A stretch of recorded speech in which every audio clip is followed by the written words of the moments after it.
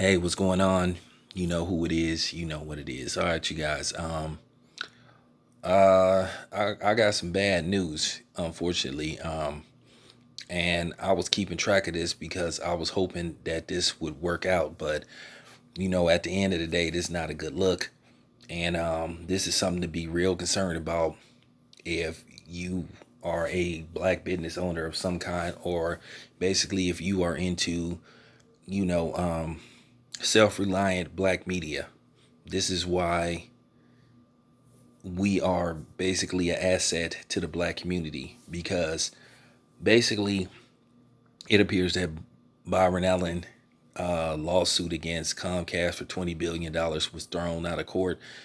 Basically, they were saying he had to prove beyond a shadow of a doubt that skin color played a role in basically Comcast refusing to distribute or basically help him network some of his media outlets. Because keep in mind, Byron Allen has been buying out various media outlets, and he was trying to strike a major deal with Comcast, and Comcast was uncooperative, and basically it led to him filing a lawsuit against them. Now, he had won one lawsuit, but it appears that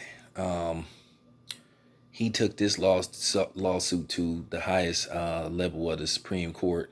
Now, what they can do, they can send it back to a lower circuit court, but the Supreme Court threw it out. So basically, Byron Allen is saying he's going to keep fighting, but this is not a good look, because this opened up the floodgate for basically,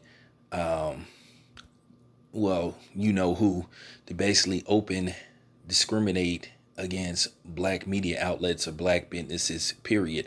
Basically, it opens up the floodgates for them to put up roadblocks, because at the end of the day, companies are just starting to show their open racism and contempt for black people. At the end of the day, they don't want a level playing field. And basically, the Supreme Court said basically they can continue not to make it a level playing field. So this is why black media is real important, why we need to keep doing what we need to do. But at the end of the day, Byron Allen may need to reach out to some of these lower media outlets, such as people that's in particularly on YouTube, because I think YouTube could be a powerful asset to Byron Allen if he reach out to certain black media outlets. Because at the end of the day, I'm willing to help. You know, I'm willing to help. I'm willing to do my part. And some people have an issue with Byron Allen because they're like, hey, Byron Allen is married to a white woman. When Byron Allen passes on, his kids could marry, well, anybody but black people. And then basically his legacy goes right back into the hands of the so-called dominant society. So at the end of the day, this isn't a good look. I hope Byron Allen doesn't give up and continue to fight the good fight, because like I said, at the end of the day, I'm willing to support Byron Allen. You know, he's trying. So that's all I have to say about that. Once again, his case is was thrown out of court. So basically, this could open up the floodgate for just black people in general to be able to dispel, and prove discrimination.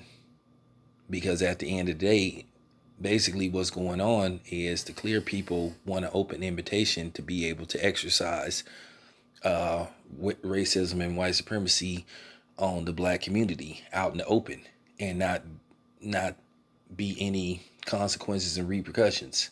They basically want to go back to the Jim Crow, Willie Lynch days. They don't want us to ever be in the position to ever start a Black Wall Street, or another Rosewood, or whatever the case may be. They want us to always follow behind them and not be equal. They don't want to be separate but equal. They want us to be behind them, never in front or side by side with them. That's why they want to be able to openly exercise white supremacy. They want to make racism open.